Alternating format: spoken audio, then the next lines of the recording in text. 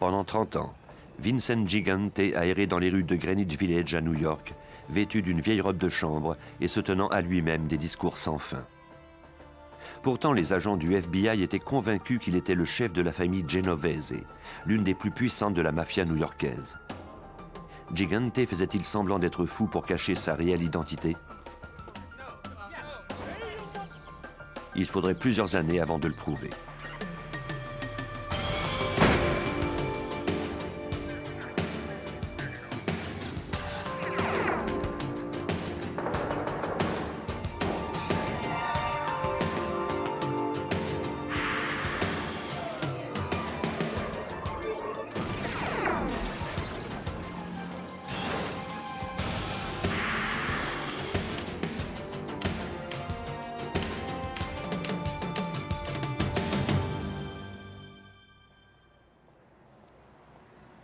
Quiconque aurait vu Gigante au cours de ses divagations aurait trouvé difficile de croire que cet homme dirigeait l'une des plus puissantes familles de la mafia new-yorkaise.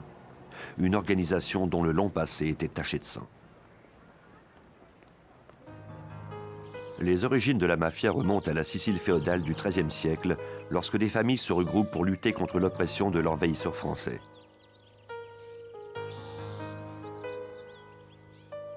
Le mot mafia est l'acronyme italien de Morte Francia Italia Anela, qui signifie « mort aux Français » est le cri de ralliement de l'Italie.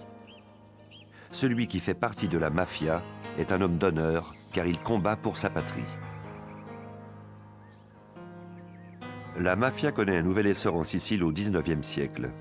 Cette fois-ci, cependant, les activités de l'organisation sont principalement de nature criminelle.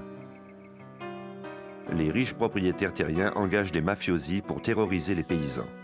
Avec le temps, la principale raison d'être de la mafia deviendra l'enrichissement de ses membres par le biais d'activités illégales. Lors de la première grande vague d'immigration italienne, la tradition se poursuit dans le New York des années 20. La plupart des Italiens vivent dans la misère la plus totale.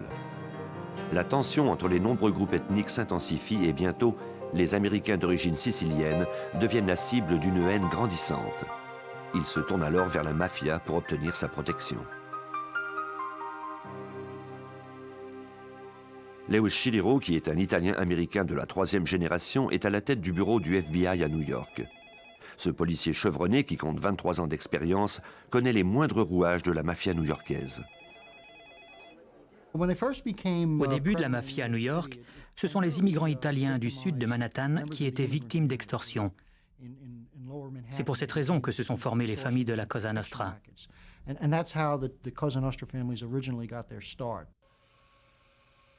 À l'époque de la Prohibition, les familles commencent à prendre de l'importance et essaiment ailleurs aux États-Unis. On conclut de nouvelles alliances secrètes pour vendre l'alcool que les clients sont prêts à payer au prix fort.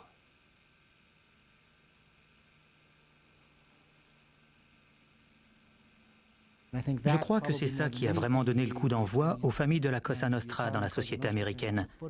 Ça n'a pas été qu'une question d'organisation interne et d'alliance, mais aussi une question d'argent. D'abord à l'occasion de la Prohibition et plus tard dans d'autres secteurs d'activité. La raison d'être de la mafia étant le profit, les conflits et oppositions ne manquent pas. C'est pourquoi un certain nombre de règles sont instaurées. Un groupe de tueurs d'élite est mis sur pied par les dirigeants de la mafia afin de faire respecter les règles internes de l'organisation et assurer sa survie. On les appelle Murder Inc. ou Meurtriers Incorporés. Au début des années 40, ce groupe a déjà à son actif des centaines de meurtres partout aux États-Unis. À la tête de la mafia new-yorkaise, les deux puissants chefs, Lucky Luciano et Frank Costello, mettent sur pied une commission constituée des chefs et chargée d'attribuer les territoires et les responsabilités aux diverses familles du pays. New York abritait alors les 5 plus grosses familles américaines et constituait le centre des activités criminelles. Jusqu'à ce jour, la situation est restée inchangée. Les 5 familles actuelles sont les Gambino, les Bonanno, les Lucchese, les Colombo et les Genovese. Ces familles sont membres de la commission et leur base d'opération est New York. La commission est composée des chefs des 5 familles de New York et ressemble à un conseil d'administration dont le but est de régler les disputes entre les familles et de prendre les décisions d'affaires importantes. Chaque famille est à son tour dirigée par son propre conseil d'administration constitué d'un chef, d'un sous-chef et d'un consigliere ou conseiller.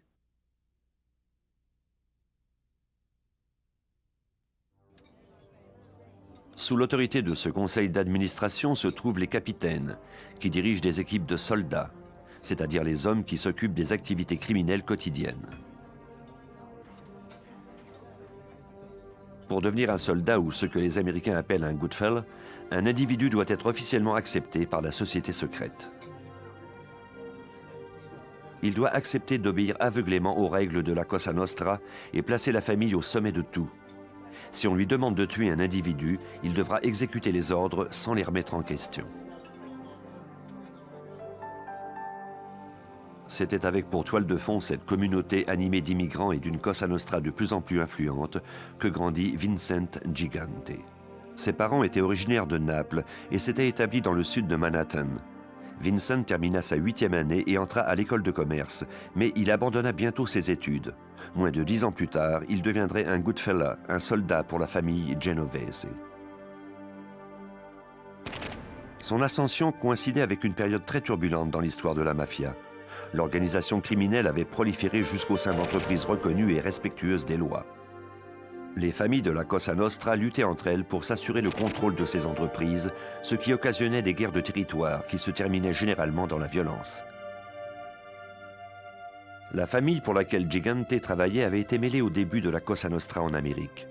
Son premier chef était le tristement célèbre Lucky Luciano, celui-là même qui avait structuré la mafia américaine. Après son emprisonnement en 1936, celui que l'on surnommait le premier ministre du milieu, Frank Costello et Vito Genovese s'étaient battus pour obtenir le contrôle de cette famille. Costello avait gagné la partie, mais Vito Genovese avait commencé à comploter pour renverser la situation. Le jeune Vincent Gigante connut une certaine notoriété lorsqu'il tenta d'assassiner Frank Costello en 1957. Au sein de la mafia, tout le monde savait que cette exécution avait été commandée par Genovese. La balle de Gigante avait éraflé la tête de Costello, mais ce dernier comprit ce qu'il lui restait à faire.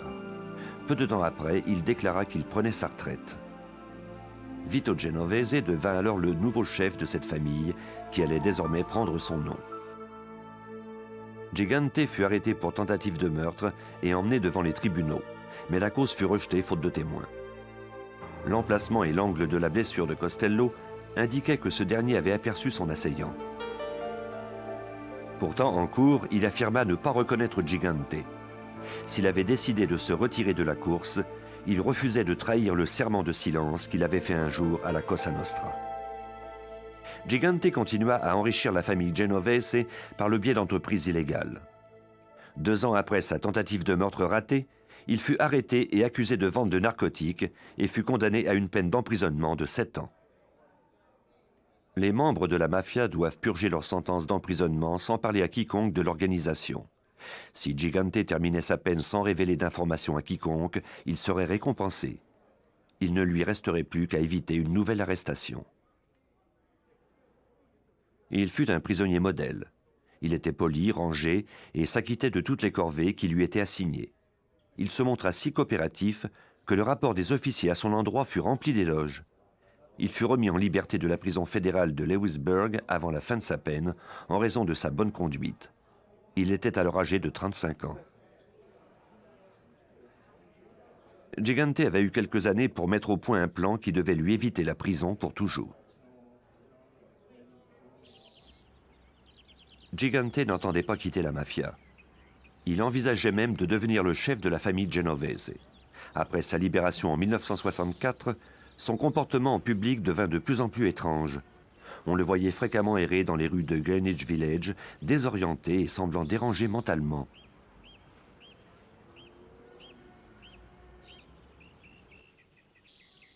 Peu de temps après sa sortie de prison, Gigante avait appris que la police enquêtait à propos de ses liens avec la mafia. En 1969, il fut inculpé de corruption. Il avait offert à des agents de police du New Jersey un pot de vin en échange d'informations à propos de l'enquête en cours sur la famille Genovese. Il avait maintenant près de 40 ans. Il affichait de plus en plus de troubles mentaux. Pour la première fois, il se présenta dans un hôpital psychiatrique.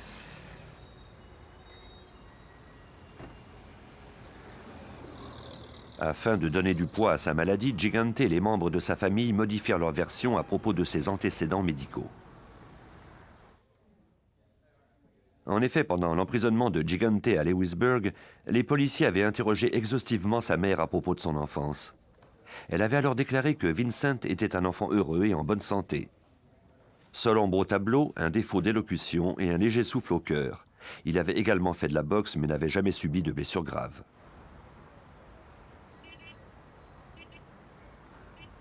Au moment de son inculpation en 1969, toutefois, les avocats de Gigante déclarèrent qu'il n'était pas apte à subir un procès.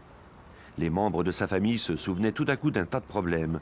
Crise grave de colère, peur de l'obscurité, absentéisme à l'école, obésité, problèmes d'apprentissage. Les avocats de Gigante remportèrent la partie. Il fut dispensé de procès pour cette affaire de corruption.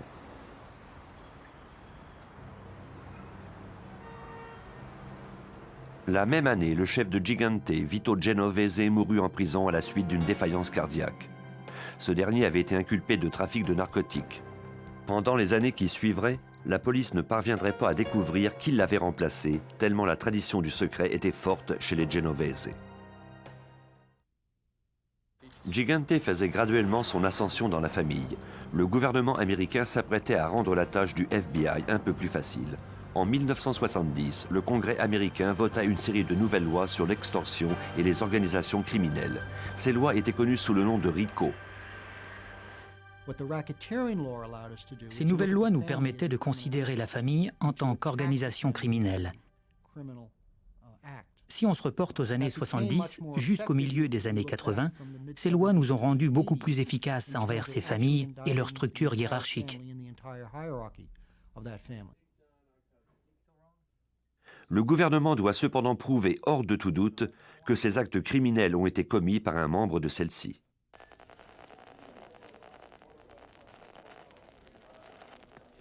En 1979, le FBI mit des équipes sur pied pour ouvrir des enquêtes sur les 5 plus grosses familles.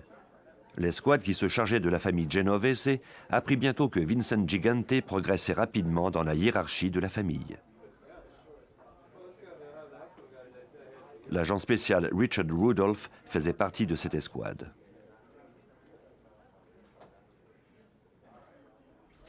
Grâce à des délateurs et d'autres services policiers qui échangeaient des informations, nous avons appris que Gigante jouissait du respect des membres de la famille Genovese et que son secteur d'opération était la partie sud de Manhattan.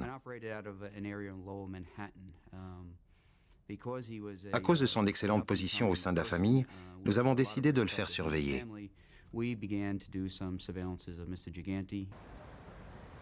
Le FBI s'organisait peu à peu contre la Cosa Nostra.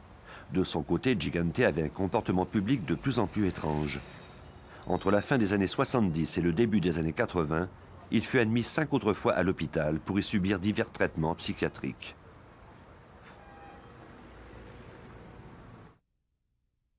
Les agents du FBI continuaient à le surveiller.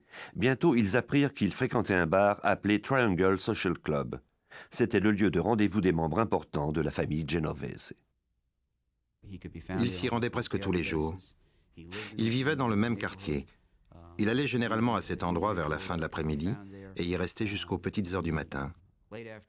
Les gens le rencontraient à cet endroit et ainsi n'avaient pas à se déplacer pour les voir.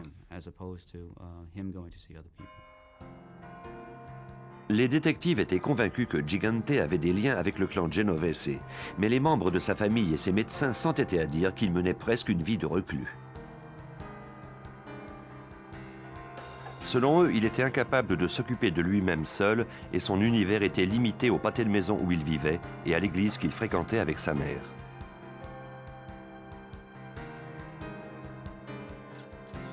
Pourtant, les agents du FBI et de la police de New York voyaient tous les jours un Vincent Gigante bien différent.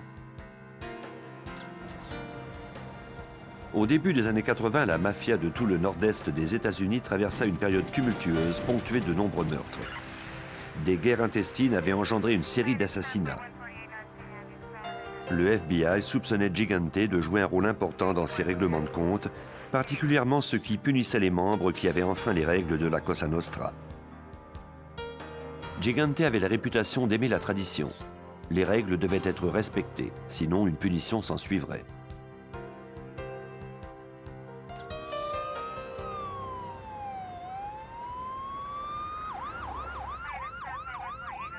Tout commença par le meurtre d'un chef de bande criminelle de Philadelphie du nom d'Angelo Bruno. Ce dernier opérait loin de New York, mais sa famille devait répondre de ses gestes devant la commission. Gigante fut furieux d'apprendre que Bruno avait été assassiné par ses propres hommes qui voulaient prendre le contrôle de la famille. Une règle de la Cosa Nostra avait été violée. Personne n'a le droit de s'attaquer à un chef de la mafia à moins que la commission ne l'autorise, ce qui n'arrive que très rarement. Une rumeur commença à circuler que c'était Gigante lui-même qui avait lancé une enquête pour en savoir plus au sujet du meurtre de Bruno.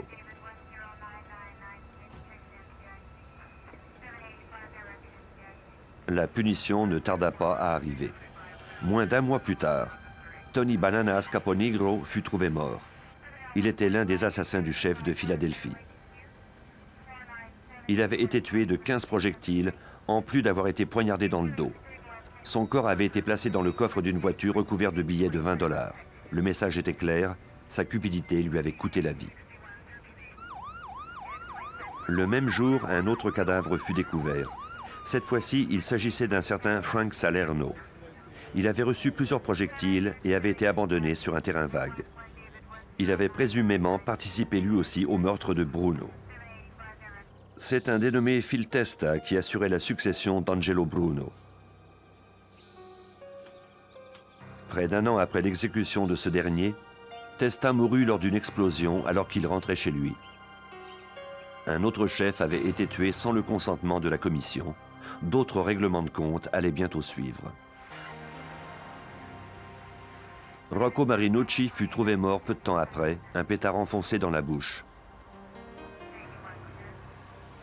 Le pétard signifiait qu'il avait subi le même sort que l'homme auquel il s'était attaqué.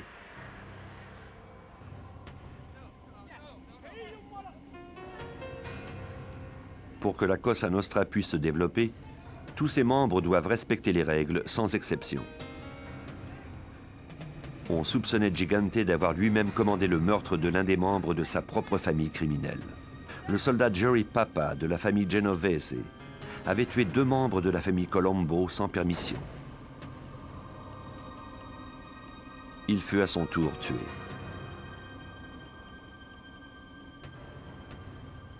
Était-ce Gigante qui désormais faisait appliquer la loi dans la division nord-est de la Cosa Nostra? Des indicateurs de l'intérieur de la mafia confirmèrent à des agents fédéraux que c'était bien lui qui avait ordonné ces règlements de compte. Mais cette information provenait de criminels avoués et aucun jury n'accepterait d'en tenir compte. De plus, les criminels sont souvent prêts à avouer n'importe quoi pour une peine d'emprisonnement réduite. Tout portait à croire qu'il était le nouveau chef de la famille Genovese. Le FBI resserra la surveillance autour de Gigante. L'industrie du vêtement, des sociétés de transport, la compagnie chargée de la collecte des ordures, la manutention du fret aérien, ainsi que l'industrie des fruits de mer.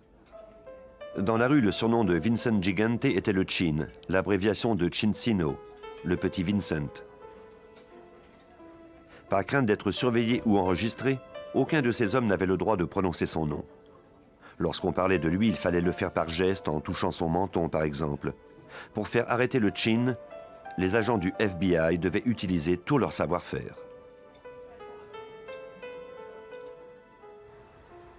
Un jour, alors qu'un agent avait l'œil sur lui, une fissure apparut dans le stratagème du Chin. L'homme, supposément frêle, traversait la rue avec l'aide de quelqu'un. Des autos arrivant très vite, Gigante devint tout d'un coup alerte et s'empressa de rejoindre le trottoir. Une fois de l'autre côté de la rue, il retomba dans sa torpeur habituelle.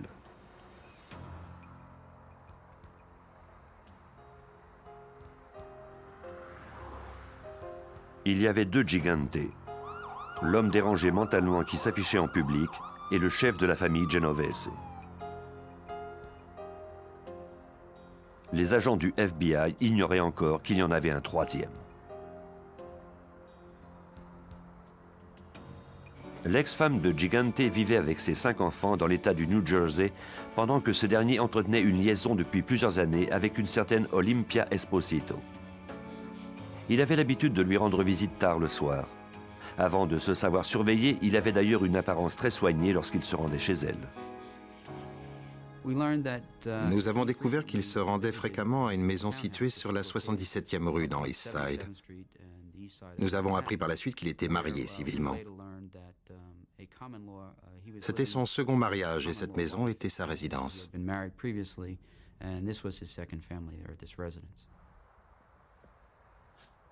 Le FBI connut bientôt tous les repères du Chin. Des équipes de surveillance l'observaient sans relâche. Tom Bruno de la police de New York parvint un jour à le photographier au cours de ses activités.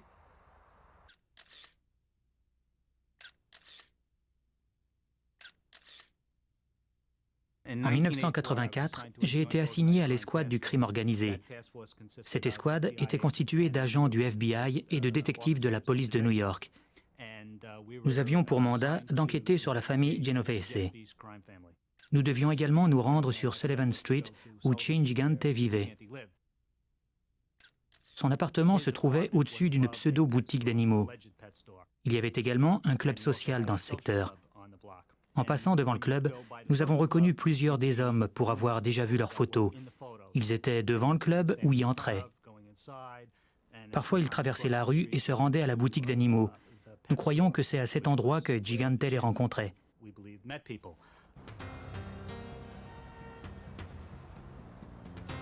Le travail de surveillance du détective Tom Bruno allait bientôt fournir une nouvelle piste aux agents du FBI. Ceux-ci louèrent un appartement à proximité de la résidence de la femme de Gigante, Olympia Esposito.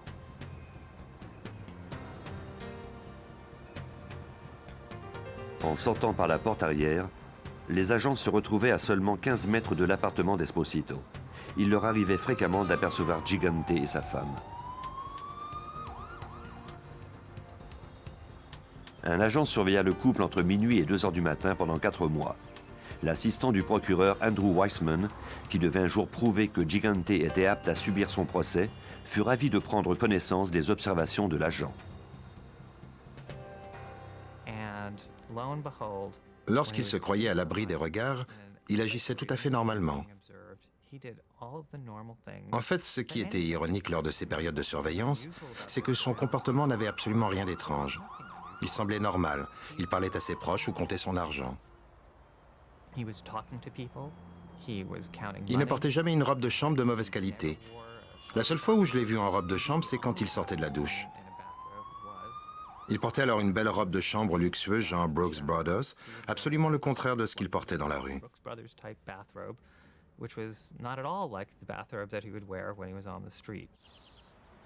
Il est devenu rapidement évident pour les agents qu'il surveillait qu'il projetait une fausse image publique. Ce n'était pas comme ça qu'il se comportait dans la vraie vie.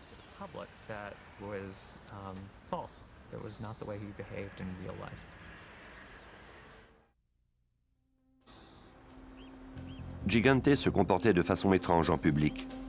Les agents n'avaient pas grand-chose contre lui, seulement quelques photos qui sous-entendaient qu'il dirigeait la famille Genovese. Ils placèrent des micros un peu partout et enregistrèrent plusieurs conversations.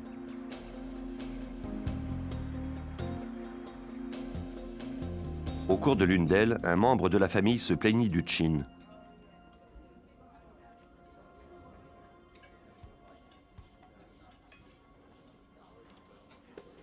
L'assistant du procureur George Stamboulidis était chargé d'écouter ces enregistrements pour préparer l'accusation de Gigante.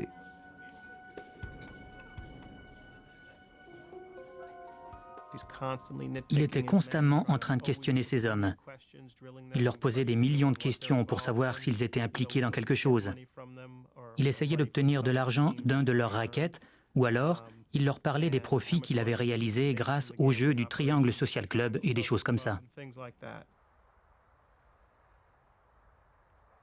La presse à sensation trouva bientôt un surnom à ce chef de la mafia au comportement étrange. On l'appelait Odd Father, le parrain fou. Une fois par année, il se présentait de lui-même à l'hôpital pour ce que ses collègues de la mafia appelaient sarcastiquement sa mise au point. Ainsi, des documents attesteraient de ses problèmes de santé mentale. Avec l'aide de son entourage et de sa famille, il est parvenu à accumuler pendant plusieurs années des documents qui corroboraient le fait qu'il était aux prises avec des problèmes de maladie mentale depuis très longtemps.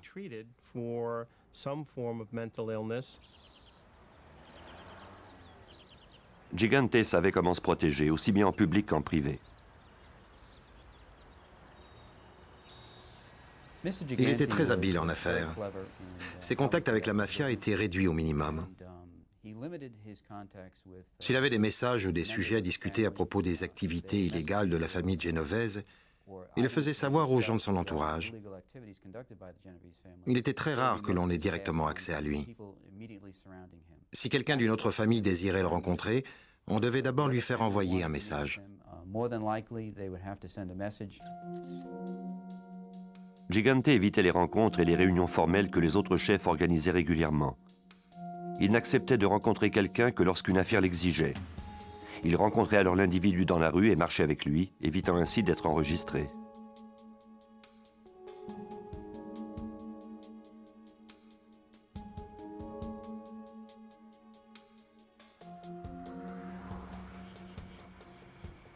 Le Chin était très prudent et il soupçonnait la ligne téléphonique d'Olympia d'être sous table d'écoute. Il ne se trompait pas. Il ne parlait d'affaires que sur un téléphone public, ou alors il prenait des arrangements pour parler à ses hommes directement.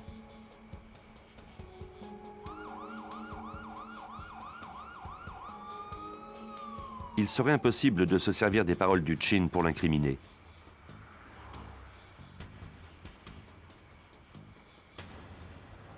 Mais les autres mafiosi n'étaient pas aussi rusés que lui.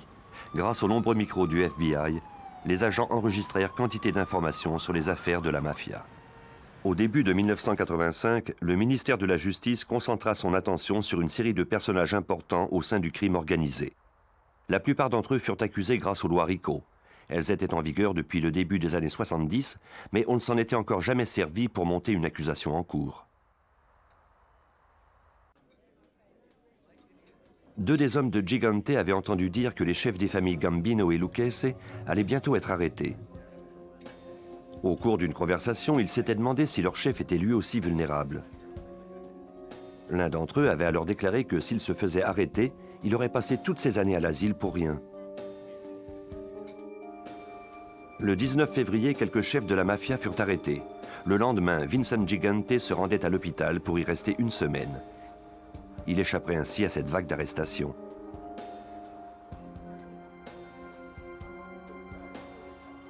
Parmi ceux qui avaient été arrêtés se trouvait Paul Castellano, le chef de la famille Gambino. Les avocats du procureur n'eurent pas le temps de le faire comparaître devant les tribunaux. Il fut assassiné. Selon les règles de la Cosa Nostra, les meurtres non autorisés de Paul Castellano et de son adjoint Tommy Bilotti étaient impardonnables.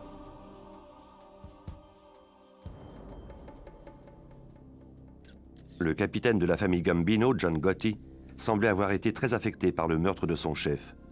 Mais la rumeur circulait qu'il l'avait lui-même orchestré.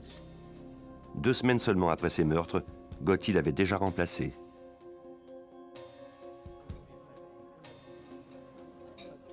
Vincent Gigante envoya un avertissement discret à Gotti. Sans mentionner de nom, il lui fit savoir que le meurtrier devrait payer pour avoir enfreint les règles. En 1987, soit 2 ans plus tard, Gigante complotait pour venger le meurtre de son ami et partenaire de la mafia new-yorkaise. Grâce à son conseiller Bobby Manna et certains membres de la famille Lucchese, Gigante organisa le meurtre de Gotti. La réunion de planification du meurtre eut lieu dans un restaurant du New Jersey truffé de micros, de sorte que John Gotti eut la vie sauve grâce au FBI. La loi oblige les agents à intervenir lorsqu'ils apprennent qu'un meurtre doit être commis. Gotti fut donc informé du complot.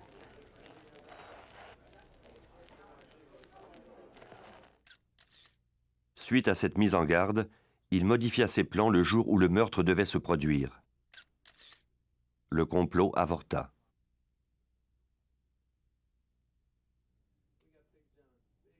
Mais Gigante n'était pas prêt à abandonner aussi facilement.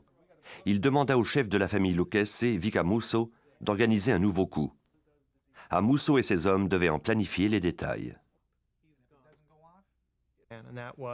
Amuso est alors entré en contact avec Al Darco, un de ses hommes de confiance, un peu comme Mana était l'homme de confiance de Gigante. Darco devait se servir de ses relations ailleurs aux États-Unis pour se procurer une bombe téléguidée.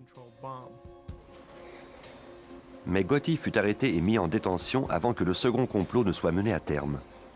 Il est présentement en prison à vie pour son implication dans des activités d'extorsion, pour avoir proféré des menaces de violence et de mort et pour le meurtre de Castellano.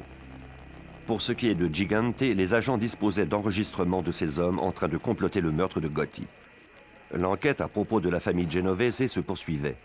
Les agents obtinrent bientôt des informations à propos d'un projet de construction relié au crime organisé.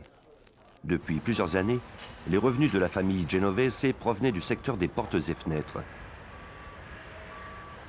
Nous avons appris à ce moment-là qu'une importante somme d'argent servirait à remplacer les fenêtres des immeubles municipaux de la ville.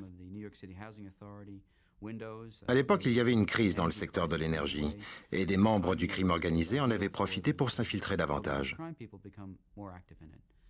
La famille Genovese ainsi que 2 ou 3 autres familles avaient des contacts avec les compagnies qui proposaient et qui installaient des fenêtres de certains de ces projets.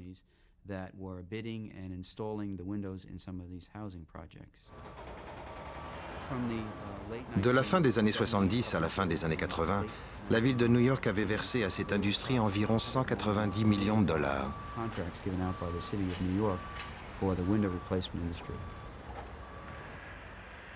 C'était un cas classique d'extorsion. La mafia avait pris le contrôle d'une industrie et en avait exclu toutes les sociétés dûment reconnues. Les dirigeants des syndicats étaient corrompus. Dans un cas en particulier, celui du local 580, on avait falsifié des soumissions. Les entreprises ou les travailleurs indépendants qui respectaient les normes n'avaient pas obtenu les contrats. Les familles Lucchese et Genovese réalisèrent leur combine chacune de leur côté pendant quelques années. Mais au début des années 80, ils constatèrent que leur profit serait encore plus intéressant s'ils s'associaient. Les Lucchese avaient la main mise sur le local 580. De leur côté, les Genovese avaient corrompu de nombreux entrepreneurs. En travaillant ensemble, ils obtiendraient davantage de contrats. Grâce au local 580, ils sont parvenus à exclure plusieurs entrepreneurs du processus de soumission et ont ainsi créé un monopole. Car c'était la famille Lucchese qui avait manœuvré avec le syndicat. L'autre dollar était versé aux dirigeants corrompus des syndicats qui fermaient les yeux. Vers la fin des années 80, un délégué du syndicat des menuisiers se fit casser les 2 jambes par les hommes de la famille de Genovese parce qu'il avait refusé de coopérer. Il déclara par la suite à la police ignorer qui l'avait attaqué. En 1992, un délégué du local 580 fut tué d'un projectile alors qu'il sortait de sa résidence de Long Island. Il n'était pas d'accord avec certains contrats de la Cosa Nostra. L'association entre la famille Lucchese et Genovese fonctionna bien jusqu'à ce que Peter Savino, l'homme de confiance des Genovese et responsable du racket des fenêtres, accepte de porter un micro pour la police. Nous avons bâti une accusation l'impliquant, une accusation de meurtre. Nous avions suffisamment d'indices pour le convaincre qu'il risquait de terminer ses jours en prison. Il a donc accepté de coopérer. Pendant 18 mois, il a enregistré les membres de la famille Genovese et Lucchese lors de leurs conversations sur leurs opérations criminelles.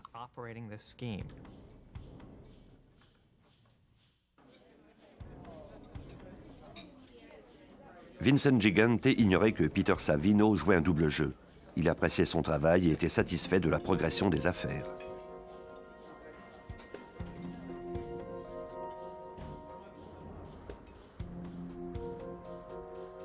Savino gérait l'argent et les contrats. Il supervisait les soumissions et préparait les pots de vin.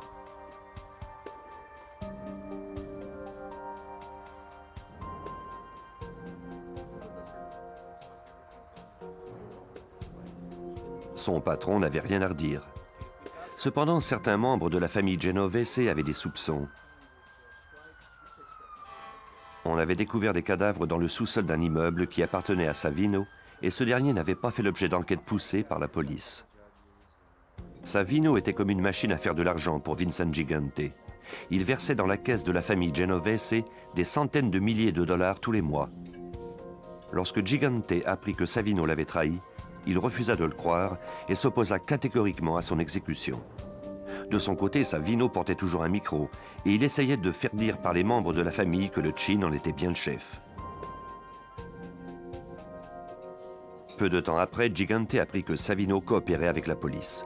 Furieux de s'être fait trahir, il ordonna son exécution. De leur côté, les agents du FBI avaient pris soin de cacher Savino à la condition que ce dernier accepte de leur remettre les enregistrements des milliers d'heures de conversation qu'il avait en sa possession. Savino nous a également donné toute l'information concernant la mise sur pied du racket, ses relations avec les familles Lucchese et Genovese et leur participation dans ces activités criminelles. Il nous a également décrit les interrelations entre les divers membres de ces familles et la section 580 du syndicat que l'on utilisait comme instrument pour faire marcher toute l'affaire.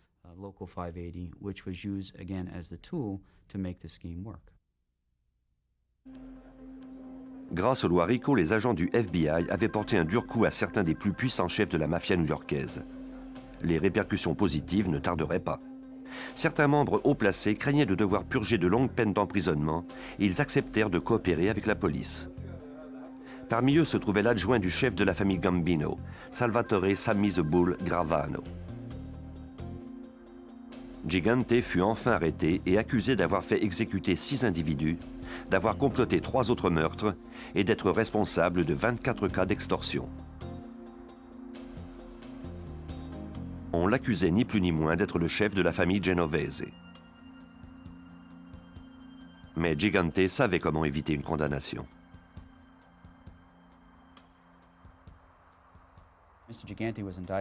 Gigante a été accusé en mai 1990 et une seconde accusation a été portée contre lui en juin 1993. Son cas était inhabituel en ce sens qu'il nous a fallu plusieurs années avant de le mener devant les tribunaux. Il a finalement comparu en juin 1997. Pendant toutes ces années, nous devions nous battre contre les déclarations de ses avocats, selon lesquelles il n'était pas apte à subir son procès. Cette question a finalement été réglée en 1996. 7 ans après son arrestation, le juge du district fédéral déclara finalement Vincent Gigante apte à subir son procès. Vincent le Chin Gigante était âgé de 69 ans lorsqu'il fut trouvé coupable d'avoir comploté le meurtre de 3 chefs de la mafia, dont Gotti et Savino. Il fut également jugé coupable d'extorsion et de corruption dans le racket des fenêtres. Il ne fut cependant pas condamné pour avoir fait exécuter 6 hommes. Après ce verdict, les avocats de la défense déclarèrent que Gigante n'était pas apte à purger sa peine. Il était trop vieux, trop faible et incapable de comprendre pourquoi il avait été condamné.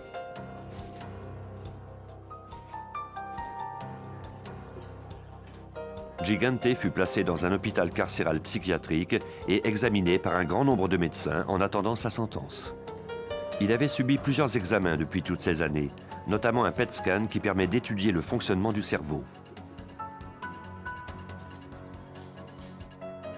En 1991, on n'avait rien remarqué d'anormal. Une autre scanographie avait été effectuée en 1993, où l'on avait au contraire remarqué certaines anomalies. Mais selon l'expert Jonathan Brody, ces anomalies ne suffisaient pas pour poser un diagnostic de démence. Le Dr Brody est psychiatre au New York Bellevue Hospital et professeur à la faculté de médecine de l'Université de New York. Il dirige aussi des recherches sur la schizophrénie.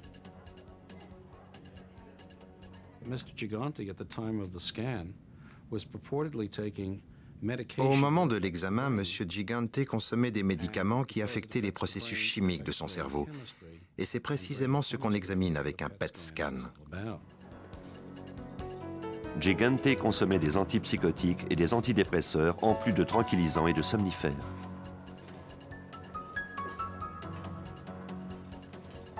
Les résultats de l'examen allaient donc être influencés par toute cette médication. le docteur Brody décida de rencontrer le patient et d'évaluer son état mental.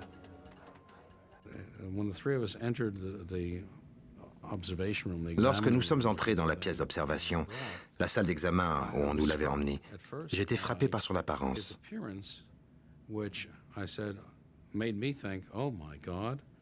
Je me suis dit, mon Dieu, il est vraiment malade. Il était vêtu d'une robe de chambre, il traînait des pieds et marmonnait sans cesse. Il divaguait à propos de Dieu. Mais au cours de l'examen, certaines des réactions de Gigante commencèrent à éveiller les soupçons des médecins.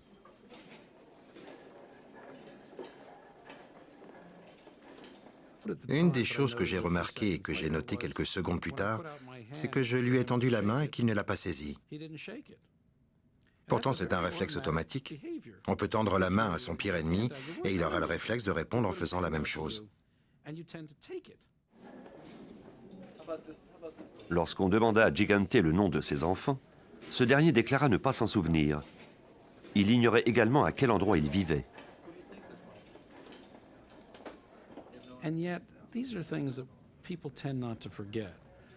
Pourtant, ce sont des choses que les gens ont tendance à ne pas oublier. Vous savez, le cerveau dans les cas de démence, c'est un peu comme un grand livre de comptabilité. La dernière donnée qui est entrée est souvent la première qui en sort. L'individu oublie les souvenirs récents. C'est pourquoi les malades qui sont atteints de démence se souviennent souvent d'événements très anciens. Ce n'était pas son cas. Lorsqu'on lui a demandé le nom du président des États-Unis, ce qui est une question d'usage lorsque nous procédons à une évaluation mentale, il s'est gratté le crâne, a eu un air perplexe et nous a répondu « Je devrais le savoir, je devrais connaître la réponse. C'est là, quelque part. »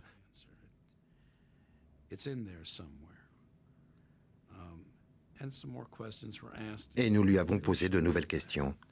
Et il disait « Je devrais le savoir. » Et il a finalement dit « Bush, George Bush. » Et je me suis dit à moi-même, il s'est souvenu de la question. Ce qui était frappant, ce n'était pas que la réponse était incorrecte, c'était plutôt le fait qu'il se soit rappelé la question, malgré toutes les autres questions que nous lui avions posées entre-temps.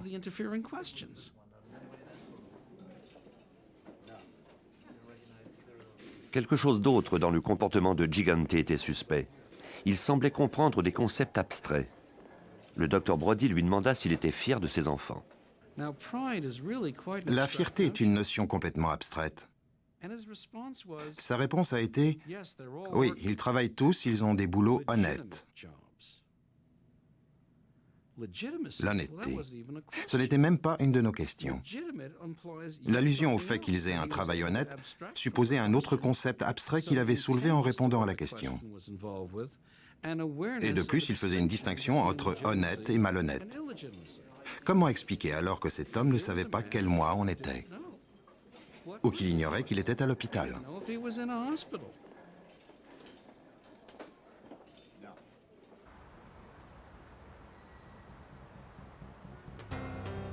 Suite à cet examen, le docteur Brody conclut que Gigante ne souffrait ni de démence ni de schizophrénie.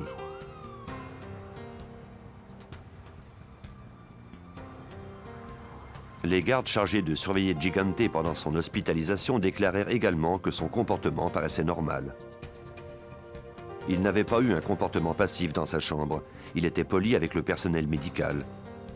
Il n'avait pas besoin d'aide pour prendre sa douche, se faire la barbe ou pour se nourrir. Tous ces avocats ont déposé au dossier des déclarations sous serment, selon lesquelles ils ne parvenaient pas à communiquer avec Vincent Gigante. Pourtant, lors de son incarcération, il s'était entretenu avec les conseillers de la prison, qui étaient en contact permanent avec les prisonniers. Ils nous ont dit que Gigante savait qu'il avait subi son procès, que Gravano avait témoigné contre lui et ne le tenait pas en adoration, et également que le juge Weinstein devait déterminer s'il était apte à subir sa sentence. Son comportement était en contradiction totale avec ce que ses avocats avaient déclaré au juge Weinstein.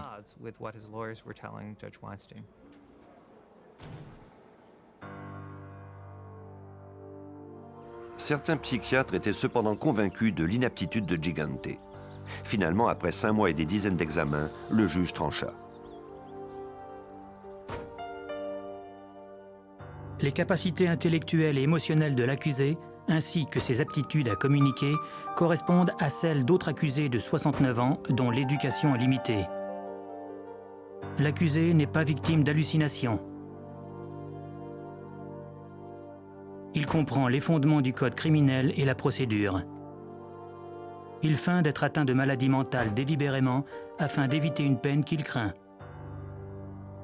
Par conséquent, l'accusé peut être condamné à subir une peine d'emprisonnement correspondant à la gravité des crimes qu'il a commis. Pour Sheliro, les agents du FBI et les avocats du procureur ont fait preuve de courage et de détermination pendant toutes ces années. J'ai été impliqué dans cette bataille pendant une vingtaine d'années, et je crois même que d'autres agents en ont pour encore au moins 5 ou 6 ans. Si nous pouvons maintenir nos efforts et nos ressources, je crois que nous pourrons avoir un impact réel sur les activités criminelles de la Cosa Nostra. Bien sûr, la victoire de l'État dans le cas de Gigante n'a pas été totale. Il a échappé à la condamnation pour les 6 meurtres dont il avait été accusé. Mais au moins la police a rempli son mandat.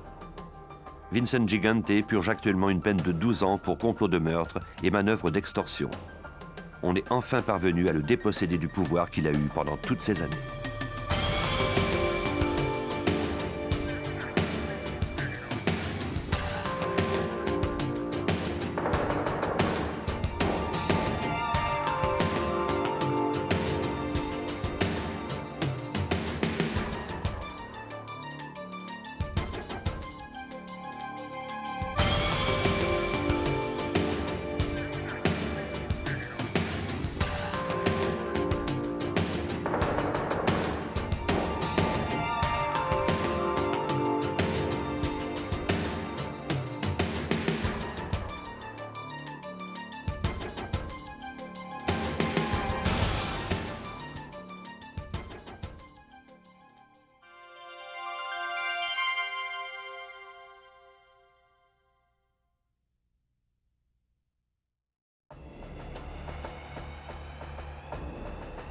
La mafia new-yorkaise est une puissante organisation criminelle.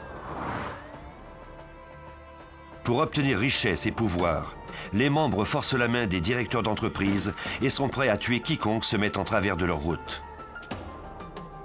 John Gotti était l'un des plus dangereux membres de cette mafia. Il désirait avoir la main mise sur New York. Le FBI devait l'arrêter.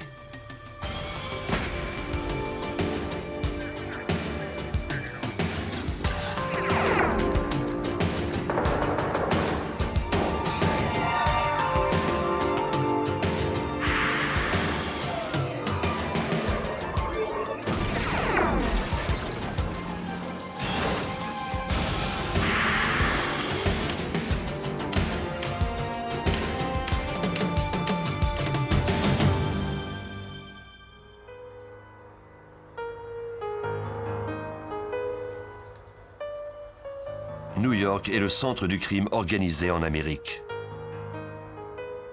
Les 5 familles qui constituent la mafia new-yorkaise ont corrompu les syndicats, dirigent des rackets d'extorsion et se sont infiltrés dans toutes les industries importantes de la ville en semant la terreur sur leur passage.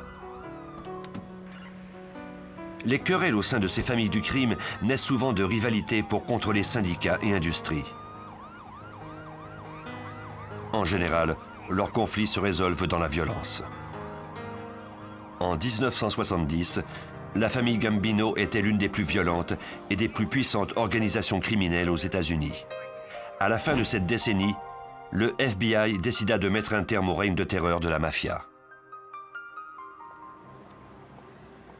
Le bureau de New York mit sur pied 5 escouades spéciales afin d'enquêter sur chaque famille et de trouver un moyen de les arrêter. L'agent Bruce Moore supervisait l'escouade qui enquêtait sur la famille Gambino. Nous n'obtenions jamais les résultats escomptés dans notre lutte contre le crime organisé à New York. Nous avons donc constitué des équipes pour cibler chacune des familles et tenter de résoudre le problème. Notre escouade a été formée en 1980. Notre mission était de mettre la famille Gambino derrière les barreaux. Les cibles principales de l'escouade de Moore étaient le chef de la famille Gambino, Paul Castellano et Neil Della Croce, le numéro 2. Castellano avait pris la tête de la famille en 1976 suite à la mort naturelle de Carlos Gambino, celui qui avait donné son nom à la famille. L'escouade enquêtait également sur les plus puissants capitaines de la famille comme John Gotti. Ces capitaines dirigent des équipes de soldats qui effectuent les activités criminelles journalières de la famille. Ainsi, les équipes de Castellano commettaient les crimes, mais jamais Castellano lui-même. L'arrêter était pratiquement impossible. Le FBI apprit que la hiérarchie de la famille Gambino était très bien protégée. L'armée était constituée de 50 capitaines qui contrôlaient plus de 300 hommes. C'était une organisation importante et impénétrable. La police ne pouvait y avoir accès que par le biais de caméras de surveillance. Heureusement, une série de nouvelles lois votées par le Congrès américain stipulait que celui qui avait ordonné l'acte criminel était aussi coupable que l'auteur du crime lui-même. Pour parvenir à faire accuser tous les membres de la famille Gambino, le FBI devait trouver le moyen de les enregistrer pendant qu'ils discutaient de leur entreprise criminelle. Mao et son escouade devaient patiemment et méthodiquement pénétrer au sein de la structure complexe de la famille Gambino. Plusieurs années seraient nécessaires pour accomplir cette mission. Castellano dirigeait la famille comme une grande entreprise. Dans la mafia, on l'avait surnommé le pape. Il s'était servi des syndicats pour renforcer son emprise au sein de diverses industries de New York. Lewis Chiliro est le chef du bureau du FBI de New York. C'est un expert en matière de crime organisé. Une des plus importantes activités de la famille Gambino consistait à contrôler les syndicats de New York. Elle était très influente au sein du syndicat des débardeurs, des syndicats reliés à l'industrie de la construction et du transport.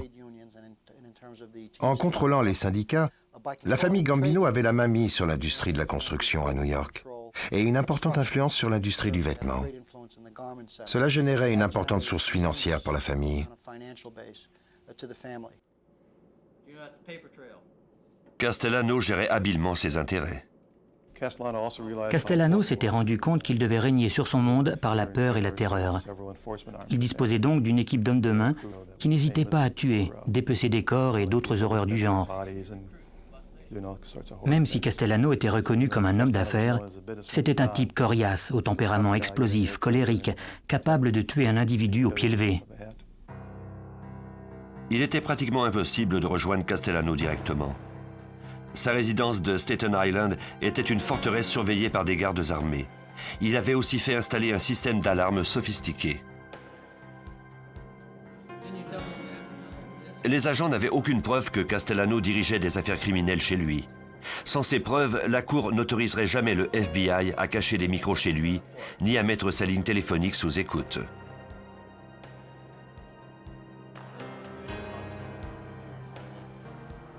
Les agents allèrent donc dans la rue. Ils espéraient trouver une faille dans le système, un individu vulnérable à la surveillance électronique au sein de la famille. Ils apprirent par des informateurs qu'une équipe de la famille Gambino, dirigée par John Gotti, était active dans Queens et que son centre d'opération était le Bergin Club. Quelques informateurs du FBI étaient des proches d'Angelo Ruggiero, l'un des lieutenants de John Gotti.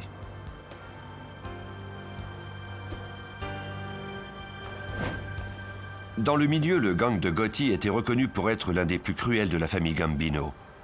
Les agents croyaient quant à eux avoir trouvé leur maillon faible. Un de ses lieutenants s'appelait Angelo Ruggiero. C'est lui qui dirigeait les opérations journalières du gang de Gotti.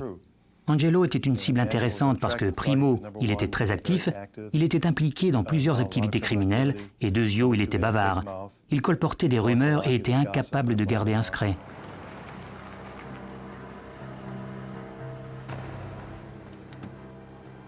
Mao mit rapidement sur pied des équipes pour identifier, noter et classer le nom de tous les individus qui entraient au Bergin Club.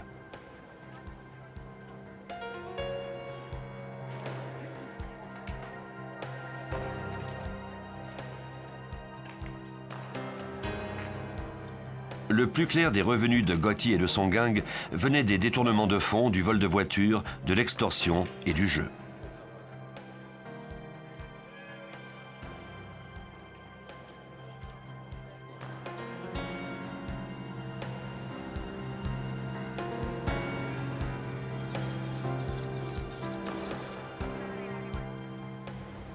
Selon des informateurs, Ruggiero discutait parfois des affaires de l'organisation en se servant du téléphone de sa fille. Il était convaincu que sa ligne ne serait jamais mise sous écoute.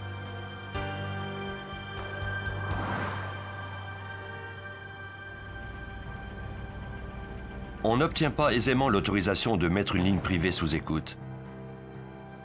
Il faut arriver à convaincre un juge d'une cour fédérale que la personne visée est impliquée dans des activités criminelles et que l'écoute permettra d'obtenir des preuves.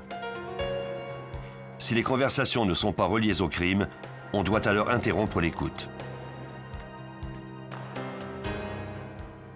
Dans les derniers mois de 1981, les déclarations de l'informateur suffirent à convaincre le juge que le téléphone de la fille de Ruggiero devait être mis sous écoute. L'escouade de Mao avait enfin trouvé un moyen de s'infiltrer au sein de la famille Gambino.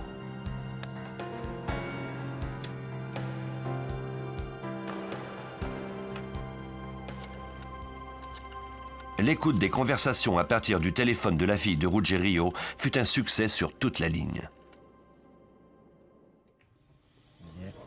Les conversations enregistrées par le FBI étaient très compromettantes.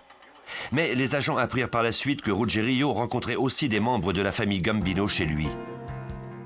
Mao et son escouade avaient maintenant assez de preuves pour justifier l'installation de micros dans la maison du mafioso. Les agents entrèrent discrètement chez lui, dissimulèrent des micros dans la salle à manger et quittèrent les lieux ni vus ni connus.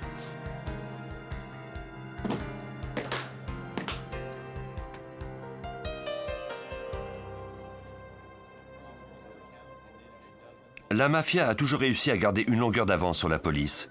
Mais ce que Mao et son escouade ignoraient, c'était qu'un haut gradé de la police était payé par la famille Gambino. Bien que cette taupe ne connût pas tous les détails de l'opération, elle transmettait tout de même des informations aux membres de la famille relatives à l'enquête en cours et aux opérations de surveillance électronique. Angelo Ruggiero se mit à paniquer à l'idée qu'il y avait des micros dans sa maison. Il fouilla les lieux lui-même, mais ne trouva rien. Il n'était cependant pas rassuré et engagea un professionnel.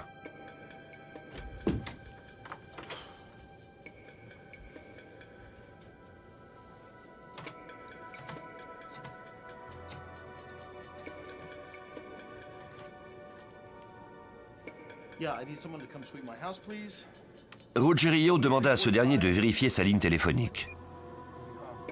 Les agents du FBI entendirent la conversation.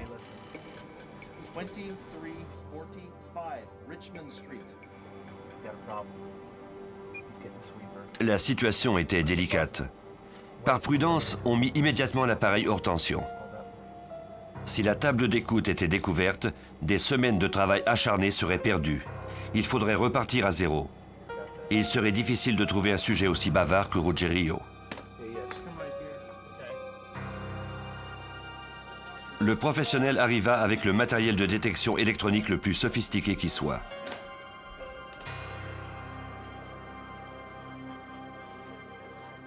Après 2 jours de fouilles, il était prêt à faire à Ruggiero un rapport de ses découvertes.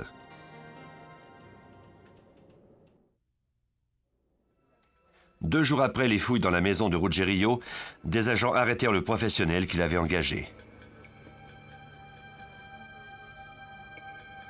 Heureusement, son équipement ne fonctionnait pas et il avait affirmé à Ruggiero qu'il n'y avait aucun micro dans sa maison. C'était un vrai coup de chance pour le FBI. Non seulement les micros n'avaient pas été découverts, mais Ruggiero se sentait à l'aise de parler en toute liberté dans sa maison. Et c'est ce qu'il fit, directement dans les micros du FBI. Lentement, le FBI gravissait les échelons au sein de la hiérarchie de la famille Gambino. Pour les agents, les conversations enregistrées étaient une mine d'or. Lors d'une rencontre entre Ruggiero et ses associés, Les agents apprirent que ce dernier faisait le trafic d'héroïne avec Eugenie, le frère cadet de John Gotti. Pendant 6 mois, Angelo et Eugenie Gotti avaient distribué 50 kilos d'héroïne dans New York seulement. Tous les détails de ces transactions étaient enregistrés par le FBI. Il y avait alors une règle au sein de la mafia. On ne tolérait pas le trafic de drogue. Le châtiment était la mort sans autre forme de procès.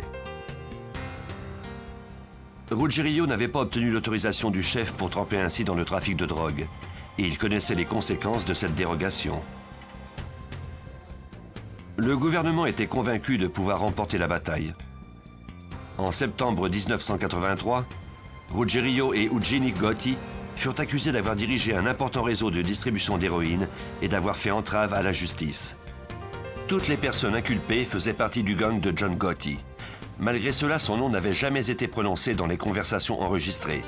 Mais avec cette mise en accusation, Castellano apprendrait vite que les hommes de Gotti faisaient le trafic de drogue. Pour les agents du FBI, une autre information allait s'avérer très importante. Peu de temps avant d'être inculpé pour trafic d'héroïne, Ruggiero avait rencontré d'autres hommes de la famille. Il leur avait raconté que Gotti et lui-même se rendaient chez Paul Castellano tous les dimanches pour la rencontre hebdomadaire de la famille. Angelo a raconté en détail ce qui se produisait chez Castellano. Nous savions tout ce qui se passait au sein de la famille grâce à lui. Le lendemain, d'autres hommes se rendaient chez lui et Angelo racontait à nouveau ce qui s'était produit. Nous savions donc les moindres détails de la famille Gambino grâce à Angelo Ruggiero, John Gotti et Paul Castellano. Ces informations allaient permettre au FBI d'obtenir l'autorisation de placer des micros dans la maison du chef de la famille Gambino, Paul Castellano. Des agents parvinrent à pénétrer chez lui et à cacher des micros. Peu de temps après, ils commencèrent à enregistrer des conversations qui indiquaient sans équivoque que Paul Castellano dirigeait la famille Gambino, qu'il supervisait une multitude de rackets qui coûtaient des millions de dollars chaque année aux citoyens américains. Castellano rencontrait ses capitaines pour discuter de leurs affaires.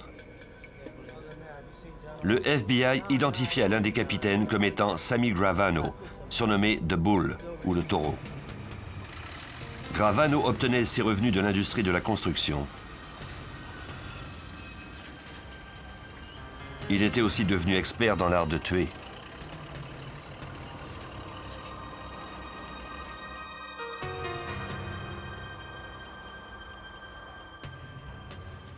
Les enquêteurs du FBI poursuivaient leur enquête à propos de puissants capitaines tels que John Gotti et Sammy le Taureau, mais ils concentraient leurs efforts sur leur chef. En 1985, 2 ans après l'inculpation de Ruggiero, Paul Castellano ainsi que plusieurs chefs de la mafia new-yorkaise furent accusés d'une dizaine de chefs d'accusation pour extorsion et complot. Castellano paya sa caution et continua à mener les affaires de la famille, même si son occupation principale consistait à trouver la meilleure façon de remporter son procès. De son côté, John Gotti était également aux prises avec la justice. Gotti et son mentor, Neil Della Croce, le numéro 2 de la famille Gambino, faisaient face à de nombreux chefs d'accusation pour extorsion. Della Croce et Gotti furent libérés suite au paiement de leur caution. Ainsi, ils purent à nouveau s'adonner à leurs activités criminelles. Quelques mois plus tard, Della Croce mourut des suites d'un cancer. Le FBI avait dissimulé des micros dans sa chambre à coucher. Gotti et Ruggiero lui rendaient visite. Pendant ce temps, le FBI écoutait leurs conversations. Au cours de ces conversations enregistrées, Gotti parlait de sa crainte que Ruggiero et lui soient tués par Castellano à cause du trafic de drogue et du fait que les enregistrements avaient conduit le FBI jusqu'à la maison de Castellano. Della Croce promit à Gotti qu'il ferait tout en son pouvoir pour le protéger. La loyauté de Della Croce envers Gotti était source de friction au sein de la famille. Il faisait attendre le chef, et c'est à contre-cœur qu'il accepta de lui remettre les enregistrements. La famille Gambino était scindée en deux.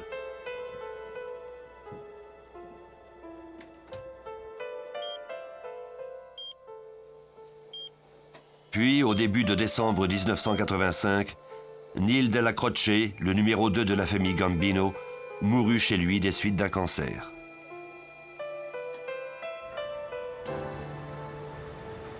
Le 16 décembre, 2 semaines après sa mort, Castellano et son nouveau second, Tommy Bilotti, se garèrent devant un restaurant à la mode du centre-ville de Manhattan pour y rencontrer des associés. Au moment où ils sortaient de la voiture, des hommes s'approchèrent d'eux et firent feu.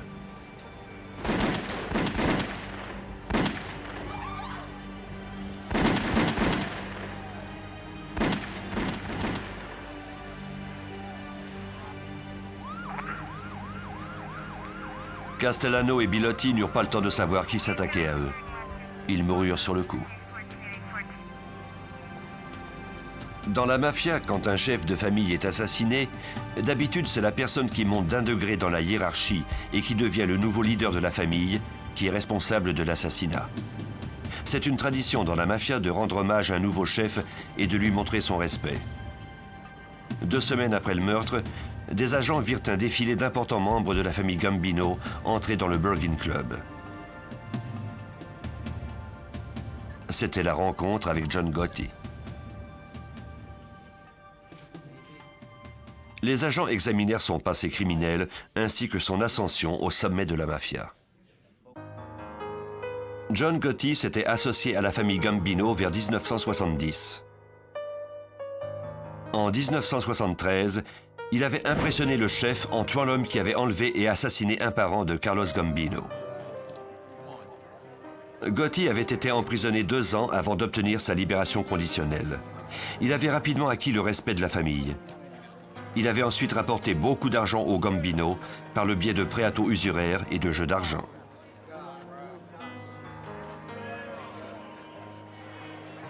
Il était en quelque sorte devenu un héros dans son quartier. Lors de la fête nationale américaine, le 4 juillet, il organisait de grandes fêtes et des feux d'artifice.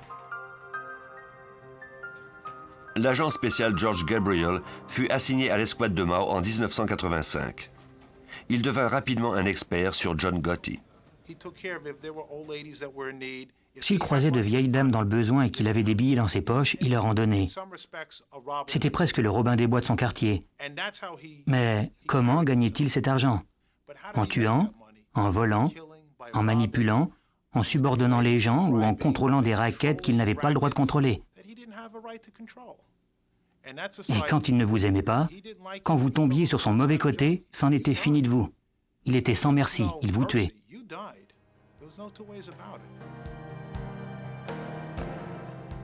Gotti était le chef, mais il avait encore des démêlés avec la justice.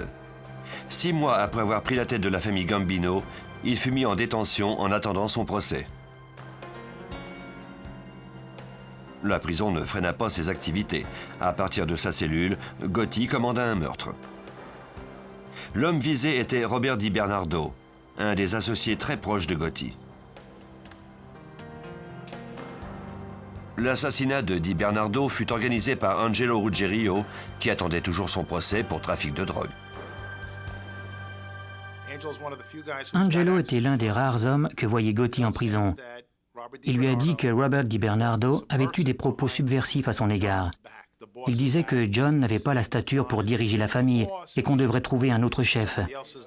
Angelo rapportait ces propos parce qu'il devait lui-même beaucoup d'argent à Robert Di Bernardo et qu'il espérait ne pas le rembourser.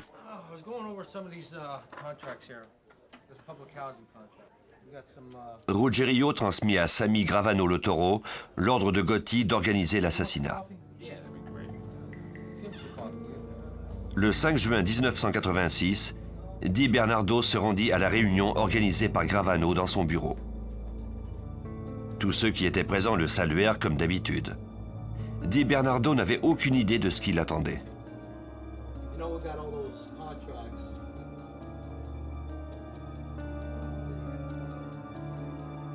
On lui tira une balle dans la nuque. On ne retrouva jamais son corps. En août 1986, 2 mois après l'assassinat de Di Bernardo, commença le procès de Gotti. 2 ans s'étaient écoulés depuis qu'il avait été inculpé. Mais Gotti n'était pas la cible principale de cette accusation. On visait d'abord Neil Della Croce, le second de la famille.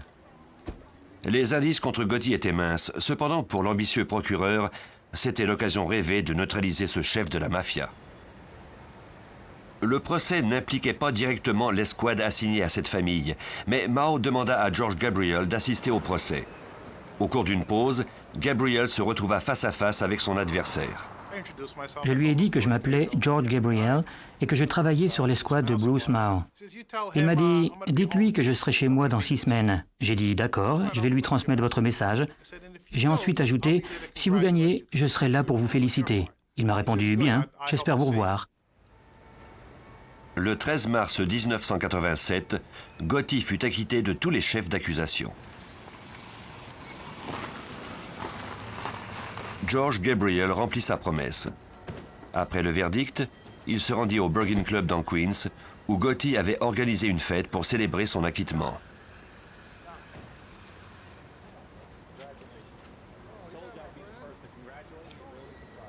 Il félicita Gotti. Pour la presse, le public et ses 2 procureurs, Gotti semblait inattaquable.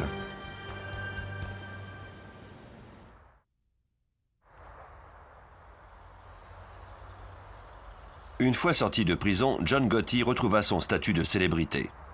On le voyait en ville dans des restaurants raffinés et des boîtes de nuit à la mode. Il portait toujours des vêtements à la coupe irréprochable. On l'avait déjà surnommé le parrain fringant. Maintenant, on l'appelait le parrain Téflon, parce que les accusations semblaient lui glisser sur le dos. Les médias le représentèrent comme étant un opprimé qui avait réussi à vaincre l'État. Mais maintenant, c'était au tour de Mao d'accumuler des preuves contre Gotti. Je n'aime pas qu'un tel homme soit glorifié. Pour moi, c'est un criminel, un terroriste. Il ne croit pas à notre système, il ne croit pas au vote, à l'Église, ni à la famille. C'est un meurtrier. Comment peut-on croire qu'un tel homme est un modèle pour nos enfants?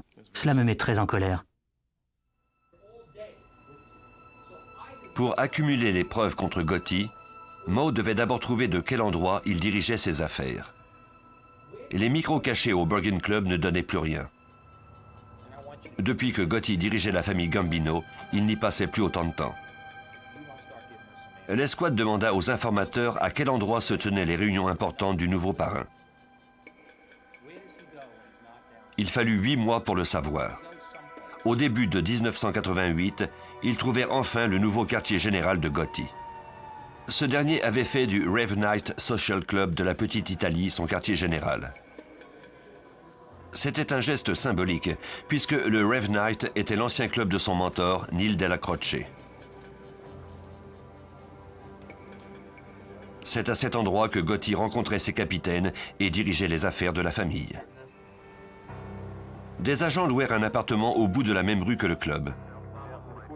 On installa une caméra ultra puissante pour filmer tous ceux qui y entraient. En février 1988, le FBI obtint l'autorisation de la Cour de dissimuler des micros dans le Rave Night. Les quelques 30 ou 40 personnes en permanence dans la pièce rendaient cependant l'écoute des conversations difficiles. De plus, le propriétaire faisait jouer des cassettes avec un bruit de fond, ce qui rendait presque impossible le déchiffrage des conversations.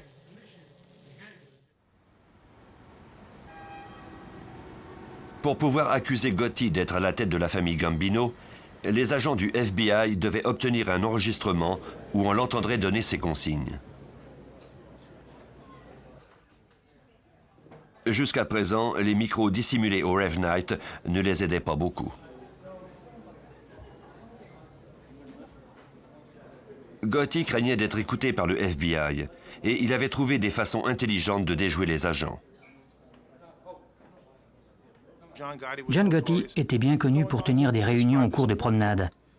Lorsqu'il devait discuter de choses secrètes avec un individu, et les affaires de la mafia ne concernent pas toujours tous les membres de la mafia, comme lorsqu'un capitaine devait lui parler, John Gotti allait dehors avec cette personne. Ainsi, il se prémunissait contre d'éventuels micros. Peu importe ce que les agents faisaient, le chef semblait toujours devancer leur plan. Il alla même jusqu'à se moquer d'eux. J'étais assis dans une camionnette devant le Rave Night et il lui arrivait souvent de cogner sur toutes les camionnettes dans la rue en chuchotant « Nous savons que vous êtes là ». Chaque fois, nous nous faisions avoir. On faisait de notre mieux, mais ce sont des choses qui arrivent et on doit composer avec ça.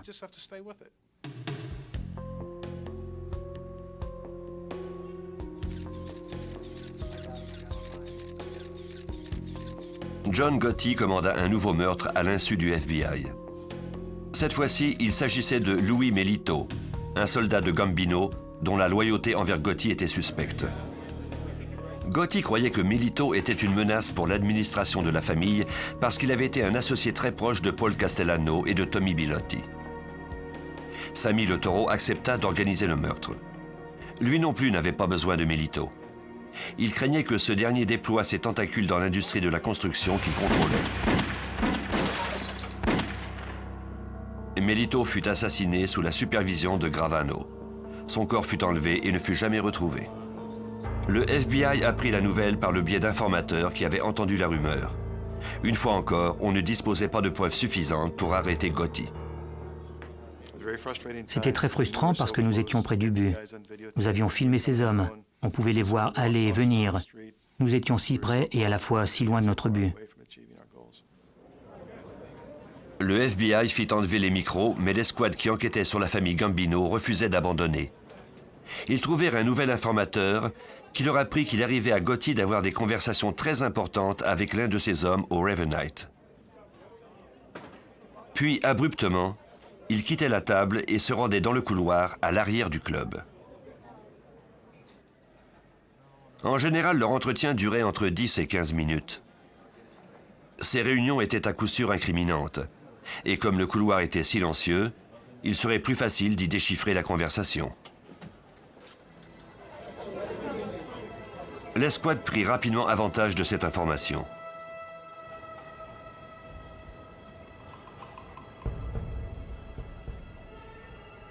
En octobre 1989, des agents placèrent des micros dans le couloir en question.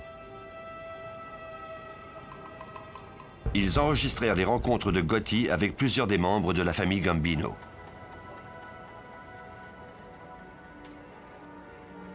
Ce micro leur permit de recueillir des preuves contre Gotti, mais pas assez pour le faire emprisonner à vie.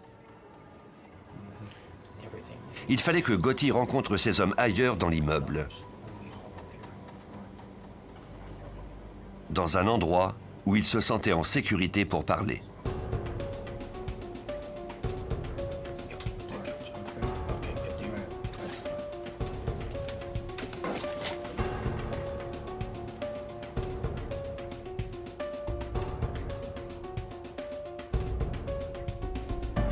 À l'automne 1989, des informateurs apprirent aux agents que Gotti se rendait dans un autre endroit dans l'immeuble.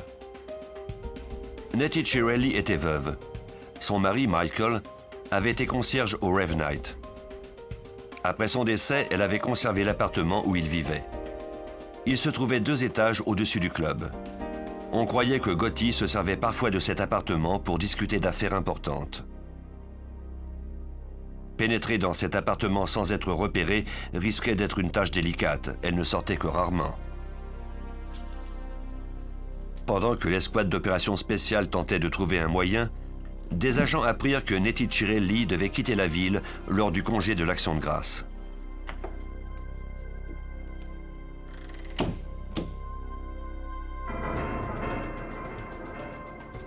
C'était l'occasion d'agir. Les agents se mirent au travail.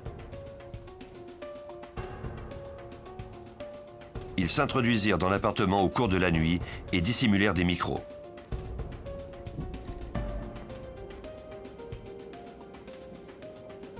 Le 30 novembre 1989, on entendait clairement la première conversation enregistrée dans l'appartement de Nettie Chiarelli. Les mafiosi parlaient en toute confiance. Ils n'avaient recours à aucun code, ni au langage des signes comme ils le faisaient souvent lorsqu'ils craignaient d'être enregistrés. Pendant quelques semaines, les agents écoutèrent les conversations qui avaient lieu dans l'appartement.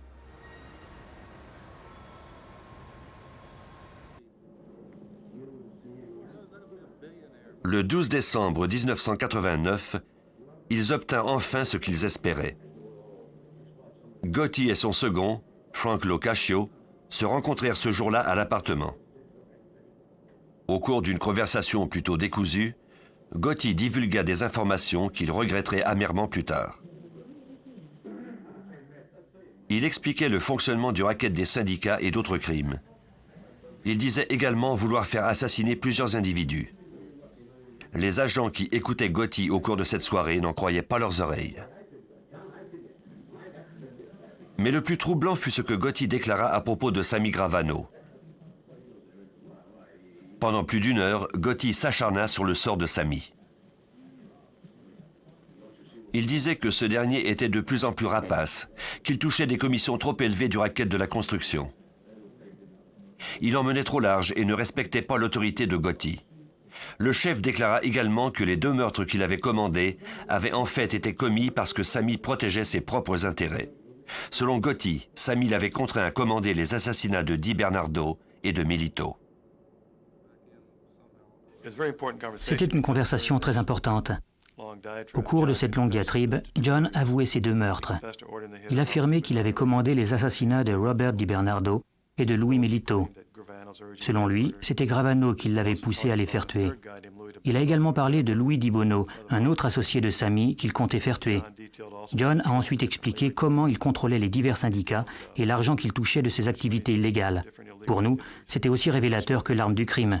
C'était l'enregistrement le plus incriminant dont nous disposions. Après avoir enregistré quelques autres conversations, le micro de l'appartement fut mis hors service en mai 1990.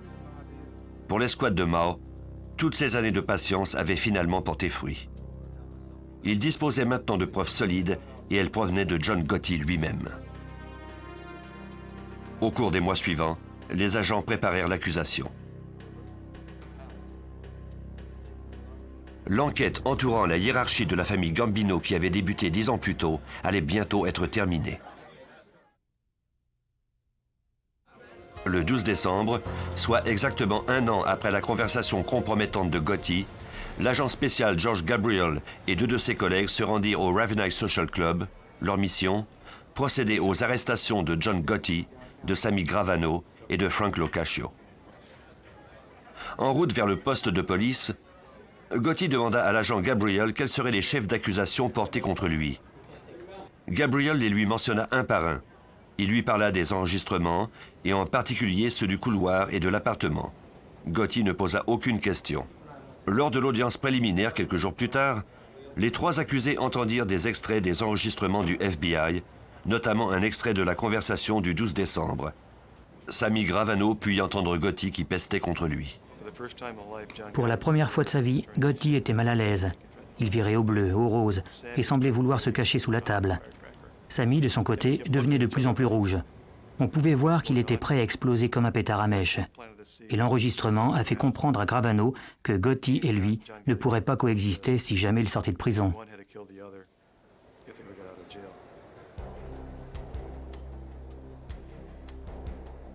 Après avoir entendu l'enregistrement, Gravano vit bien que la stratégie de défense de Gotti serait de lui mettre les meurtres sur le dos. En somme, il servirait de bouc émissaire. Le 8 novembre 1991, Gravano accepta de coopérer avec le FBI et de révéler tout ce qu'il savait à propos de la famille Gambino.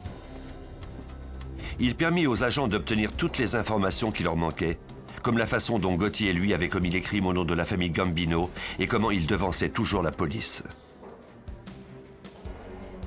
Gabriel comprenait maintenant pourquoi Gotti avait échappé aux accusations.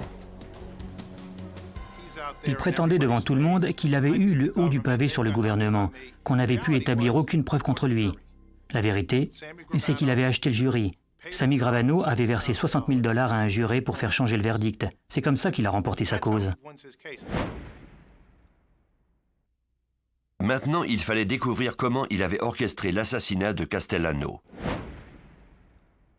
Grâce à Gravano, le FBI apprit enfin la vérité. Tout avait commencé en 1983, lorsque Angelo Ruggerio et Eugeni Gotti avaient été accusés de trafic de drogue. L'opération n'était plus un secret pour leur chef. Castellano avait également appris que l'accusation se fondait sur un enregistrement de Ruggerio. Il était furieux et voulait entendre cet enregistrement. C'est alors que les événements se précipitèrent. En 1984, les enregistrements ont enfin été remis à la défense. Pour la première fois, les accusés et les avocats de la défense avaient ces enregistrements où Angelo racontait en détail son trafic d'héroïne et l'utilisation de la résidence de Castellano. Castellano, qui était alors le chef, a demandé à Ruggiero de lui remettre ses enregistrements.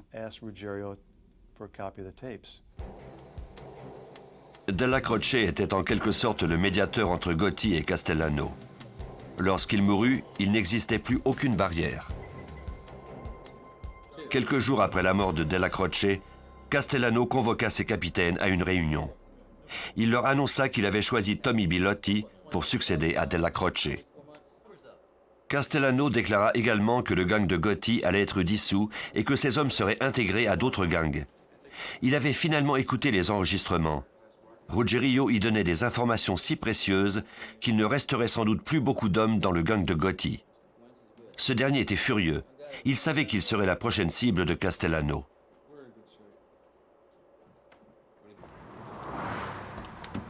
Gotti commença alors à planifier un renversement.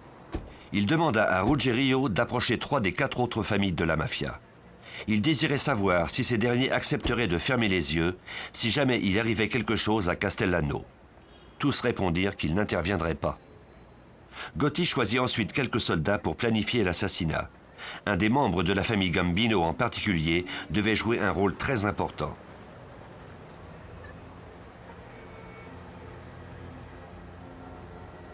Gotti envoya Ruggiero demander à Sammy Gravano s'il acceptait de participer au meurtre de Castellano. Gravano accepta. Il avait lui-même constaté qu'il y avait des dissensions au sein de l'organisation. Il savait également que John Gotti était assez puissant pour organiser et réussir le meurtre du chef. De plus, les autres familles ayant accepté de ne pas intervenir, Sammy savait qu'il était dans son intérêt d'appuyer Gotti.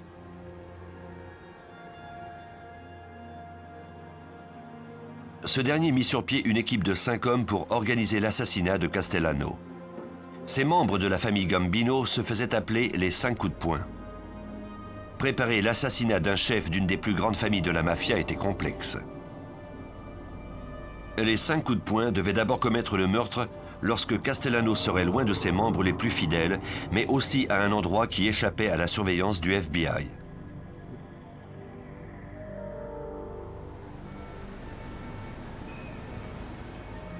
L'occasion se présenta à la mi-décembre 1985. Castellano avait demandé à 5 de ses capitaines de le rencontrer dans un restaurant du centre-ville de Manhattan. Il ignorait que l'un d'entre eux était engagé par Gotti. La veille de l'assassinat, les membres des 5 coups de poing se rencontrèrent dans un bureau de l'industrie de la construction utilisé par Gravano.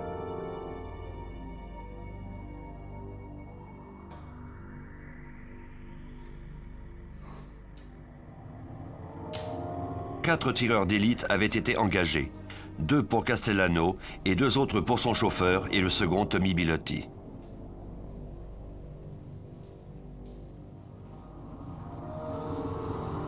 Les meurtres avaient été planifiés avec soin. Le 16 décembre, l'équipe se rencontra dans un parc à environ 2 km du restaurant. Les tireurs devaient se regrouper 2 par 2 devant le restaurant.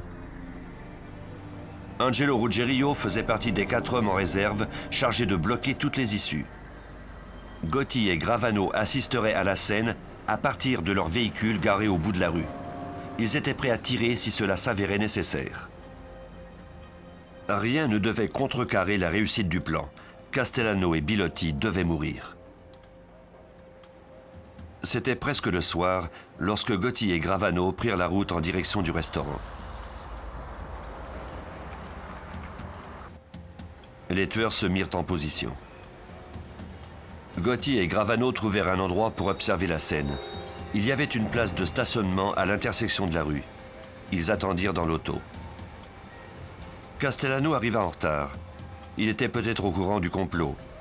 Pendant qu'il parlait avec Gotti, Gravano regarda soudain vers la gauche et fut pris de panique.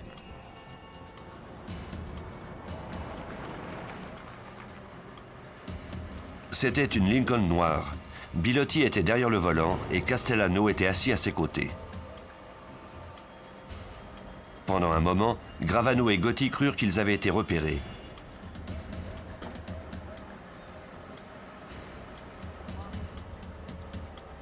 Mais le feu vira au vert et la voiture poursuivit sa route.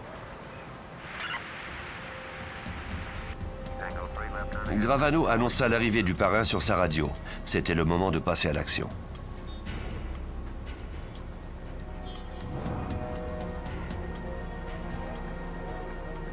Alors que Bilotti garait son auto, les tireurs s'avancèrent.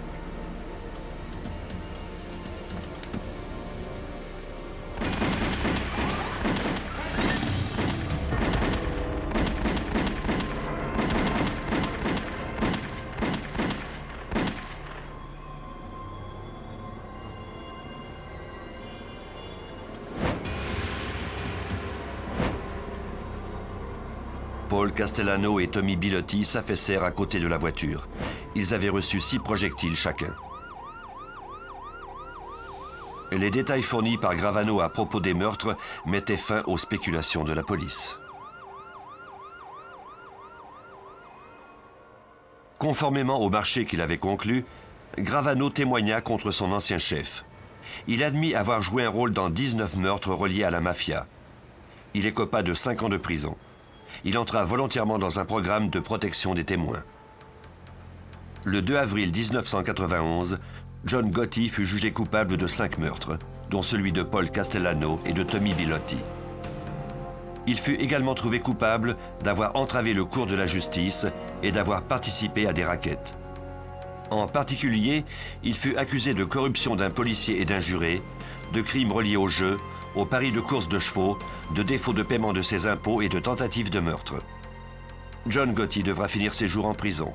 Il n'a plus sa cour d'admirateurs, ses complets à la coupe irréprochable, ni son style flamboyant. Bien d'autres membres de la mafia ont pris le même chemin que John Gotti ces dernières années. La décision du FBI d'en finir avec le crime organisé continue d'avoir des effets bénéfiques. Louis Chiliro, le directeur du bureau de New York, est optimiste. Aujourd'hui, les gens de New York peuvent décider de construire un immeuble sans que la Cosa Nostra ne s'en mêle. Les propriétaires de restaurants de la ville peuvent mettre leurs ordures au chemin sans se faire rançonner s'ils n'ont pas choisi la bonne entreprise de ramassage d'ordures. Les vendeurs de poissons de Fulton Market peuvent se faire une honnête compétition sans devoir payer une redevance à la mafia new-yorkaise. Nous avons fait beaucoup de chemin. Il y a encore beaucoup à faire, mais je crois que la population de New York commence à sentir les résultats. Des guerres se jouent encore tous les jours dans les rues de la Grosse Pomme. Les familles de la mafia continuent à extorquer et à tuer. Mais grâce aux efforts du FBI, en arrêtant des criminels comme John Gotti, l'étau de la mafia se desserre peu à peu.